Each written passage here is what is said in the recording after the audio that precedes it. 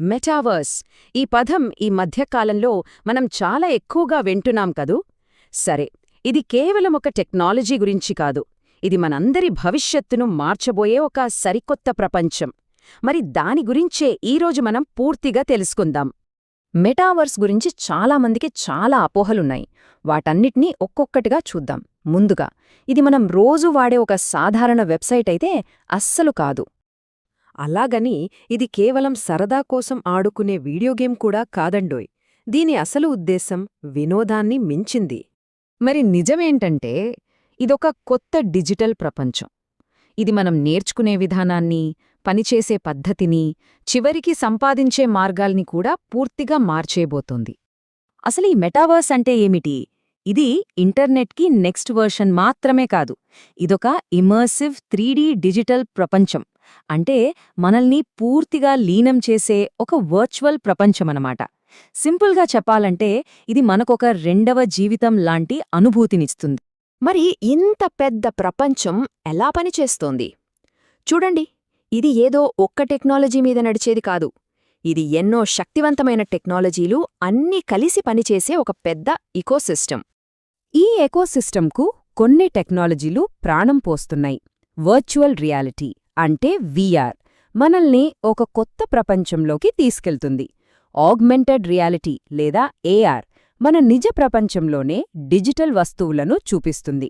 Artificial intelligence AI మనకు నచ్చే విధంగా అనుభవాలను సృష్టిస్తుంది.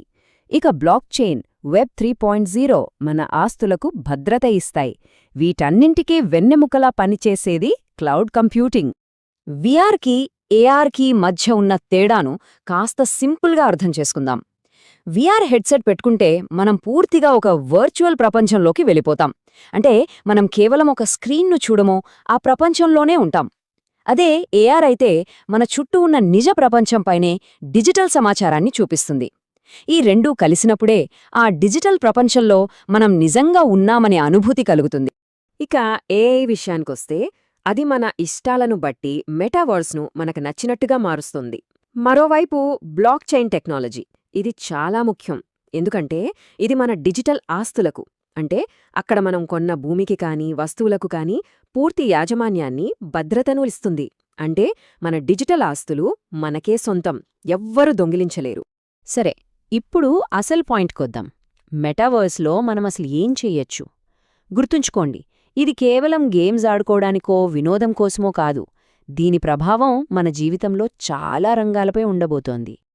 ఒక చిన్న ప్రశ్న, మెటావర్స్లోకి వెళ్ళాక మన గుర్తింపు ఏంటి? మన పేరు, మన చదువు, మన ప్రాంతం ఇవా? కానే కాదు. మెటావర్స్లో మనందరికీ ఉండేది ఒక అవతార్. ఇదే మన డిజిటల్ ఐడెంటిటీ. మనకు నచ్చినట్టుగా మన రూపాన్ని, మన స్టైల్ని మార్చుకోవచ్చు.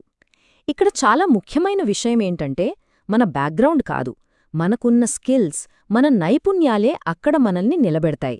మరి మెటావర్స్ మన జీవితాన్ని ఎలా మార్చబోతోంది? ఉదాహరణకి ఉద్యోగాలనే తీసుకుందాం.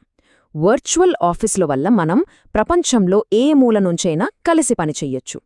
విద్యారంగంలో అయితే సోలార్ సిస్టమ్ గురించి పుస్తకాల్లో చదవడం కాదు, ఏకంగా గ్రహాల మధ్య నడుస్తూ పాఠాలు నేర్చుకోవచ్చు. ఇక ఎంటర్టైన్మెంట్ అయితే నెక్స్ట్ లెవెల్. మన ఫేవరెట్ మ్యూజిక్ కన్సర్ట్ను స్టేజ్ మీద నుంచే చూడొచ్చు. చివరిగా డిజిటల్ రియల్ ఎస్టేట్. అవును, మీరు విన్నది నిజమే. వర్చువల్ ప్రపంచంలో భూమి కొనొచ్చు, అమ్మొచ్చు, అద్దెక్కూడా ఇవ్వొచ్చు. ఇదంతా వినడానికి చాలా బాగుంది కదా. మరి అంతా ఇప్పుడే రెడీగా ఉందా అంటే లేదు. మనం ప్రస్తుతం ఎక్కడున్నాం, మన ప్రయాణం ఎటువైపుందో ఒకసారి చూద్దాం. నిజం చెప్పాలంటే మనం చూస్తున్న మెటావర్స్ ఇంకా పూర్తి స్థాయిలో సిద్ధం కాలేదు. ఇది సుమారుగా ఒక 20% మాత్రమే పూర్తయింది. అంటే మనం ఇంకా ప్రారంభ దశలోనే ఉన్నాం. నిపుణుల అంచనాల ప్రకారం ఈ టైంలైన్ చూడండి.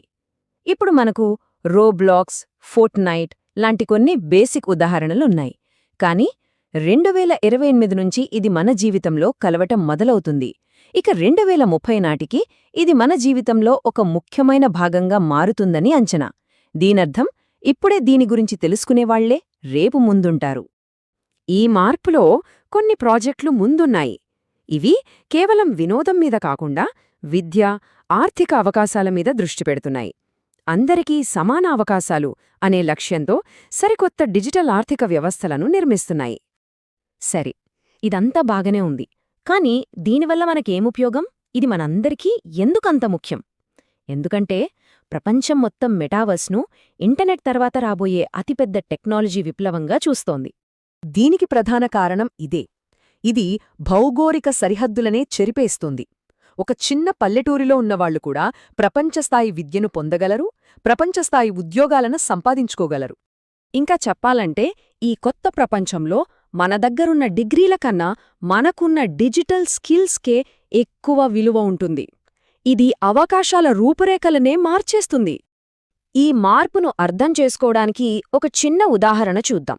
ఇప్పటివరకు మనం మన ఫోన్ లేదా కంప్యూటర్ స్క్రీన్ ద్వారా ఇంటర్నెట్ని వాడుతున్నాం. అంటే ప్రపంచాన్ని ఒక కిటికీలోంచి చూస్తున్నట్టు లెక్క. కానీ మెటావర్స్ ఆ కిటికీని పక్కకు తీసేసి మనల్ని నేరుగా ఆ ప్రపంచంలోకి అడుగుపెట్టేలా చేస్తుంది. చూడటం కాదు, అందులో జీవించటం. చివరిగా ఒక్క మాట. ఇంటర్నెట్ మనకు ప్రపంచాన్ని చూడటానికి ఒక కిటికీని ఇచ్చింది. కాని మెటావర్స్ ఏకంగా ఒక తలుపునే ఇస్తోంది. మరి మనం ఆ తలుపు తెరుచుకునే లోపలికి అడుగుపెట్టడానికి సిద్ధంగా ఉన్నామా?